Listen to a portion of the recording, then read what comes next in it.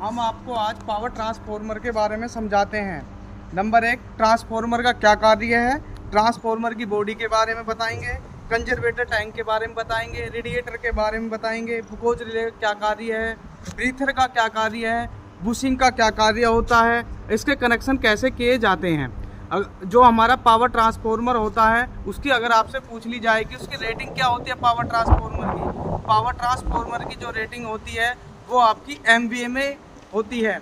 अगर आपसे ये पूछा जाए कि डिस्ट्रीब्यूशन ट्रांसफार्मर की रेटिंग क्या होती है, डिस्ट्रीब्यूशन ट्रांसफार्मर की रेटिंग KVA में ली जाती है। आइए अब हम आपको ट्रांसफार्मर के बारे में समझाते हैं। अगर पेपर में आ जाए कि ट्रांसफार्मर कौन सी सप्लाई से चालू होता है, ट्रांसफार्मर हमारा AC सप्लाई से चालू होता है और ट्रांसफार्मर की जो फ्रीक्वेंसी होती है वो मेरी 50 हर्ट्ज होती है।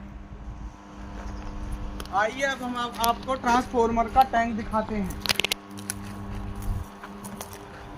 इसको बोलते हैं ट्रांसफार्मर का टैंक। यहाँ से लेके यहाँ तक का जो होता है ट्रांसफार्मर का टैंक होता है। अगर आपके पेपर में आ जाए कि ट्रांसफार्मर का टैंक किस मटेरियल से बना होता है, ये हार्ड कार्बन स्टील का बना हुआ होता है। ठीक है, ये जितना भी पार्ट है हमारा, ये सारा हमारा क्या है, टैंक है ये वाला। ठीक है, आइए टैंक देखिए।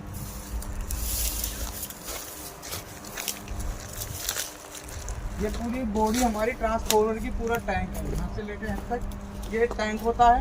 टैंक के अंदर जो होता है ऑयल भरा हुआ होता है। अगर ऑयल हमसे पूछा जाए कि ट्रांसफार्मर के अंदर कौन सा ऑयल होता है, इसमें हमारा खनिज तेल होता है, खनिज तेल।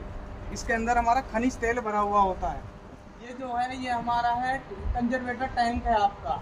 इसके अंदर ऑयल भरा जाता है। ऑयल हमारे यहाँ से आके नीचे इसमें टैंक के अंदर जाता है।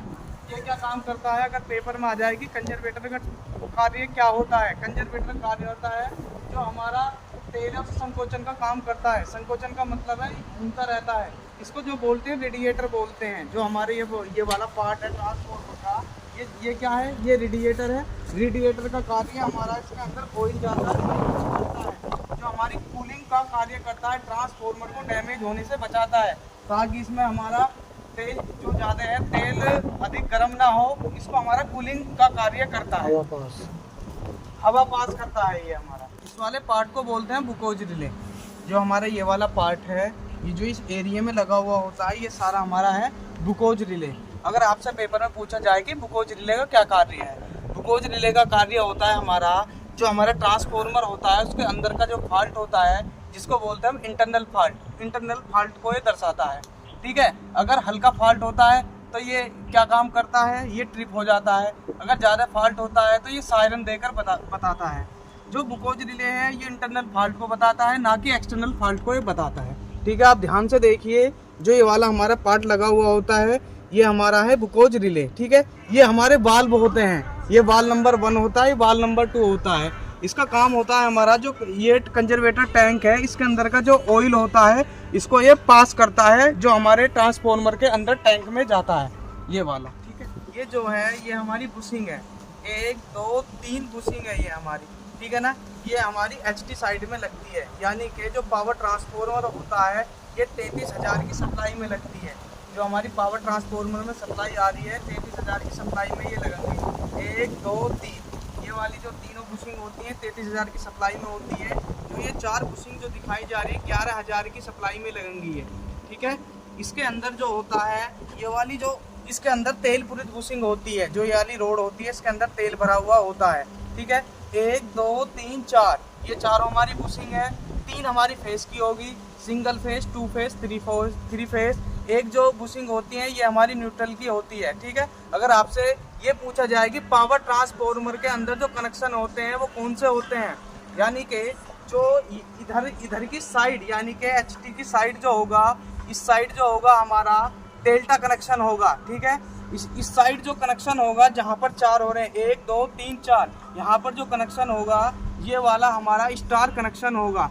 ठीक है, ये जो है ये हमारा ब्रीथर है। इसके अंदर जो भरा हुआ होता है सिलिका जेल भरा हुआ होता है। ठीक है, अगर आपसे पेपर में पूछ ले कि सिलिका जेल का कलर क्या होता है, सिलिका जेल का जो कलर होता है वो नीला होता है। जब नमी सोख लेता है तो इसका हल्का हल्का रंग जो होता है वो गुलाबी होने लग जाता है। ठीक है, जो सिलिका जेल भरा हुआ होता है ब्रीथर के अंदर भरा हुआ होता है। ये टैंक से बिल्कुल कनेक्ट होता है, टैंक से बिल्कुल जुड़ा हुआ होता है। ठीक है, ये नमी को सौंपता है, नमी को। तो 2 मीटर लगे हुए होते हैं, एक हमारा ऑयल वाइंडिंग का होता है, एक हमारा वेंडिंग का होता है, ठीक है, यानी कि ऑयल के टेम्परेचर को बताता है, एक हमारी जो वेंडिंग होती है उसको बताता है। अगर आपसे पेपर में पूछ लिया जाए कि इसमें दोनों का हाई टेम्परेचर किसका ज़्यादा होता है, तो हमारा जो टेम्परेचर हाई होता है वो हमारा वाइंडिंग का होता है, जो ट्रांसफार्मर के अंदर वाइंडिंग की जाती है, ठीक है ना। ये जो मीटर लगा हुआ होता है ये हमारे टेम्परेचर को दर्शाता है।